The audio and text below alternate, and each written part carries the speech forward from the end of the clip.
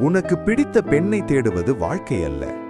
உன்னை உண்மையாக பிடித்த பெண்ணை தேடுவதுதான் வாழ்க்கையின் அழகு. உன் முகத்தை பார்த்து சிரிப்பவள் பலர் இருக்கலாம். ஆனால் உன் மனதை பார்த்து நிற்கும் ஒருவர்தான் அரிது. அழகை காதலிப்பது எளிது. ஆனால் குறைகளுடன் உன்னை ஏற்றுக்கொள்ளும் அன்புதான் உண்மையானது. உன்னை மாற்ற முயற்சிக்காமல் உன்னை நீயாகவே நேசிக்கும் இதயம் கிடைத்தால் அதுவே வாழ்க்கையின் பெரிய வரம்.